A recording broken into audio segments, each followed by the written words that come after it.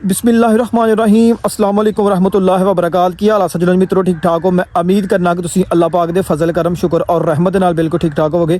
मैं तुहाडा बंदे ने चीज़ा शफाक अहमद और तुसीं देख रहे हो पंजाबी ऑफिशियल टीवी। अज तुहानूं जनाब तुहानूं दस्सिया जाएगा कि किवें एक गन्ने तों रोह किवें निकलदी है और रोह निकलण तों बाद गुड़ किवें बनदा है। वो सारा प्रोसैस इंशाअल्लाह तुहानूं इस वीडियो अंदर दिखाया जाएगा।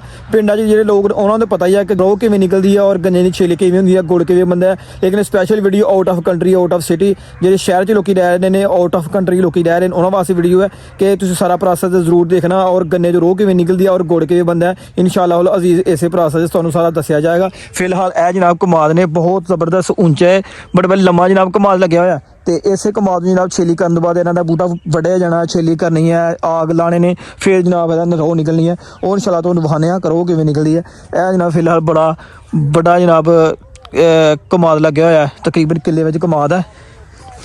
इधर जनाब इस साइड ते तरगाल है।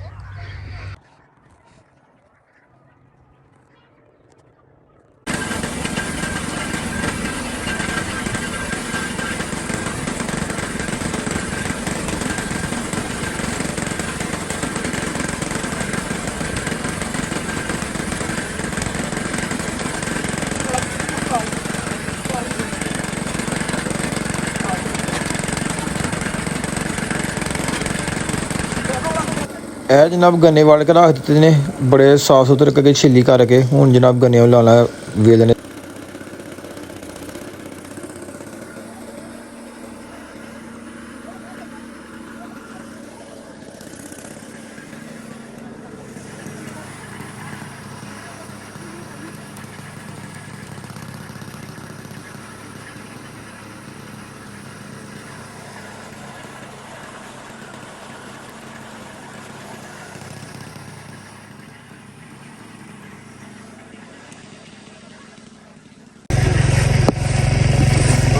यह जनाब वो कुंड है जिहदे विच गुड़ नूं रोज़ पकन तो बाद ने कुंड विच गुड़ परताना है और अज जलेबियां बननियां ने। जान साहब की हो रहा? खुशक हो रहा। खुशक हो रहा? हाँ। कितनी देर तक बन जाएगा गुड़? फिर थोड़ी देर तक बन जाएगा। लभेगा सानू खाण नूं आए कि नहीं? हाँ हाँ। चलो जी चंगा।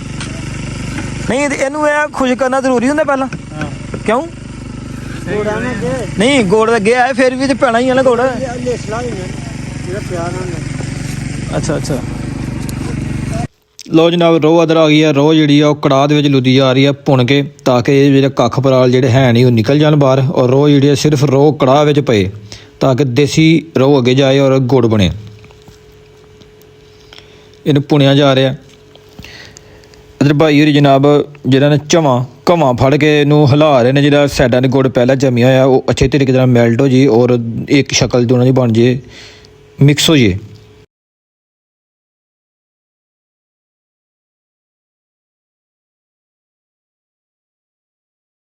उस तो बाद जनाब अग की जरूरत है। अग थले जी बड़ी स्पीड च ला लवांगा ताकि जी रोह आ उबलना शुरू हो जाए। लो जनाब रोह जी उबलना शुरू हो गई है। बड़ा ही एक जनाब देखने वास्ते सीन मिल रहा है। नाल जनाब तुहाडे वास्ते वीडियो बना रहे हैं यदि सर्दी में और नाल अग सेक रहे हैं। रोह जी उबलना शुरू हो गई है जनाब। इधर जनाब गुड़ जी रोह जी गुड़ की शक्ल इख्तियार कर गई है। ਇੱਥੇ ਆਣ ਕੇ जनाब ਤੁਹਾਡਾ मेन ਜਿਹੜਾ ਹੁੰਦਾ ਨਾ ਪ੍ਰੋਸੈਸ मेन पॉइंट ਉਹ एंड ਤੇ ਆਣ ਹੁੰਦਾ ਹੈ कि ਅੱਗ ज़्यादा तेज़ भी नहीं करनी ਹੁੰਦੀ और मट्ठी भी नहीं करनी ਹੁੰਦੀ, हल्की जी ਅੱਗ करनी ਹੁੰਦੀ है। और ਜਿਹੜਾ ਘਵਾਂ ਹੈ ਉਹ ਕੜਾਹ ਦੇ ਵਿੱਚ ਪ੍ਰੋਪਰ ਤਰੀਕੇ ਦੇ ਨਾਲ ਮਾਰੀ ਜਾਣਾ ਹੁੰਦਾ ਤਾਂ ਕਿ ਗੁੜ ਜਿਹੜਾ ਉਹ ਥੱਲੇ ਨਾ ਲੱਗ ਜੇ। ਅਗਰ ਗੁੜ ਥੱਲੇ ਲੱਗ ਗਿਆ ਤੇ ਉਹਦੀ ਜਿਹੜੀ ਇਹਨੇ ਲਜ਼ਤ ਉਹਦੀ ਜਿਹੜਾ ਜ਼ਾਇਕਾ ਆ ਉਹ ਖਰਾਬ ਹੋਣ ਦਾ ਖਦਸ਼ਾ ਹੁੰਦਾ ਤੇ ਤੁਸੀਂ ਹਲਕਾ ਹਲਕਾ ਜਿਹੜਾ ਨਾ ਘਵਾਂ ਉਹ ਕੜਾਹ ਦੇ ਵਿੱਚ ਫੇਰੀ ਰੱਖਣਾ ਤਾਂ ਕਿ ਜਿਹੜਾ ਗੁੜ ਹੈ ਨਾ ਉਹ ਥੱਲੇ ਨਾ ਲੱਗ ਜੇ, ਚੀਪ ਜਿਹੜੀ ਉਹ ਥੱਲੇ ਨਾ ਲੱਗ ਜੇ। ਜੇ ਥੱਲੇ ਲੱਗ ਜਾਏਗੀ ਨਾ ਤਾਂ ਉਹਦਾ ਜਿਹੜਾ ਨਾ ਜ਼ਾਇਕਾ ਉਹ ਖਰਾਬ ਹੋਣ ਦਾ ਖਦਸ਼ਾ ਹੁੰਦਾ ਹੈ। ਇਸ ਟਾਈਮ ਜਿਹੜੀ ਰੋਹ ਆ ਉਹ ਗੁੜ ਦੀ ਸ਼ਕਲ ਇਖਤਿਆਰ ਕਰ ਗਈ ਹੈ। ਵੇਖਣ ਦੇ ਹੀ ਪਤਾ ਲੱਗ ਰਿਹਾ ਕਿ ਗੁੜ ਜਿਹੜਾ ਬੜਾ ਅੱਛਾ ਬਣ ਰਿਹਾ, ਮਜ਼ੇਦਾਰ ਬਣ ਰਿਹਾ, ਬਰਾਉਨ ਗੁੜ ਜਨਾਬ, ਦੇਸੀ ਗੁੜ। ਮਠਿਆਈਆਂ ਤਾਂ ਆਪਣੀ ਜਗ੍ਹਾ 'ਤੇ, ਖੋਏ ਤੇ ਆਪਣੀ ਜਗ੍ਹਾ 'ਤੇ। ਖੋਏ ਤੇ ਔਰ ਮਠਿਆਈ ਵਿੱਚ ਵੀ ਮਿਲਾਵਟ ਕੀਤੀ ਜਾ ਸਕਦੀ ਹੈ ਕਿਉਂਕਿ ਅੱਖਾਂ ਦੇ ਸਾਹਮਣੇ ਨਹੀਂ ਬਣਦੀ, ਔਰ ਗੁੜ ਅਤੇ ਰੋਹ ਅੱਖਾਂ ਦੇ ਸਾਹਮਣੇ ਬਣਦੀ ਹੈ। ਇਹਦੇ ਵਿੱਚ ਮਿਲਾਵਟ ਨਹੀਂ ਕੀਤੀ ਜਾ ਸਕਦੀ ਕਿਉਂਕਿ ਸੜਕ ਦੇ ਕਿਨਾਰੇ ਬਣਦੀ ਹੈ, ਹਰ ਬੰਦਾ ਆਉਂਦਾ ਜਾਂਦਾ ਵੇਖਦਾ ਅਤੇ ਇਹਦੇ ਵਿੱਚ ਮਿਲਾਵਟ ਇੱਕ ਰੱਤੀ ਬਰਾਬਰ ਵੀ ਨਹੀਂ ਕੀਤੀ ਜਾਂਦੀ। ਦੇਸੀ ਗੁੜ ਬਣਦਾ ਮਜ਼ੇਦਾਰ। ਇਸ ਟਾਈਮ ਹਰ ਪਿੰਡਾਂ ਦੇ ਵਿੱਚ ਇਹ ਸੀਜ਼ਨ ਚੱਲ ਰਿਹਾ ਗੁੜ ਦਾ, ਰੋਹ ਦਾ, ਅਤੇ ਜਨਾਬ ਲੋਕ ਖਾ ਰਹੇ ਨੇ ਅਤੇ ਪੀ ਰਹੇ ਨੇ ਰੋਹ ਅਤੇ ਗੁੜ ਖਾ ਰਹੇ ਨੇ, ਲੋਕ ਘਰੋਂ ਲੈ ਕੇ ਜਾ ਰਹੇ ਨੇ। ਇਸ ਟਾਈਮ ਜਨਾਬ ਗੁੜ ਜਿਹੜਾ ਨਾ ਉਹ ਆਪਣੀ ਸ਼ਕਲ ਇਖਤਿਆਰ ਕੀਤਾ ਜਾ ਰਿਹਾ। ਹਲਕਾ ਹਲਕਾ ਘਵਾਂ ਭਾਈ ਹੋਰੀ ਵਿੱਚ ਜਿਹੜਾ ਇਹਨਾਂ ਨੂੰ ਉਹ ਚਲਾਈ ਜਾ ਰਹੇ ਨੇ। ਭਾਈ ਹੋਰੀ ਦੂਸਰੇ ਥੋੜ੍ਹੀ ਜਿਹੀ ਅੱਗ ਥੱਲੇ ਲਾ ਰਹੇ ਨੇ ਤਾਂ ਕਿ ਥੋੜ੍ਹਾ ਜਿਹਾ ਹੋਰ ਸਖਤ ਹੋ ਜੇ। ਫਿਰ ਇਹਨੂੰ ਇਸ ਤੋਂ ਬਾਅਦ ਜਨਾਬ ਇਹਨੂੰ ਕੁੰਡ ਦੇ ਵਿੱਚ ਪਰਤਾਉਣਾ ਹੈ।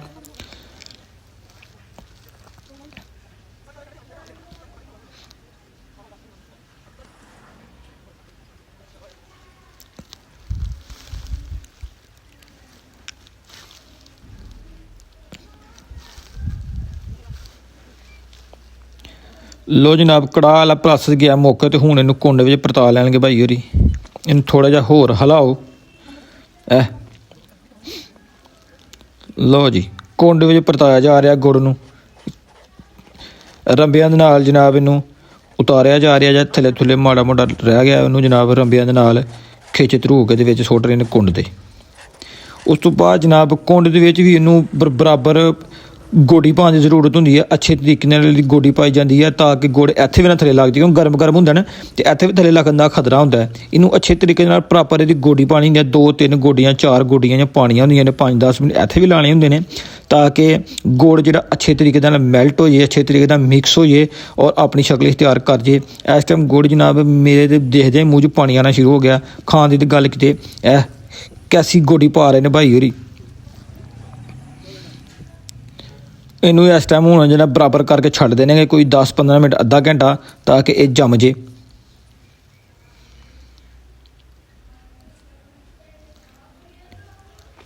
ਇਹਦੀ ਹੁਣ ਗਰਮ ਥੋੜ੍ਹੀ ਪਹਿਲੇ ਚੀਪ ਖਾਂਦੇ ਆ ਫਿਰ ਗੁੜ ਖਾਵਾਂਗੇ।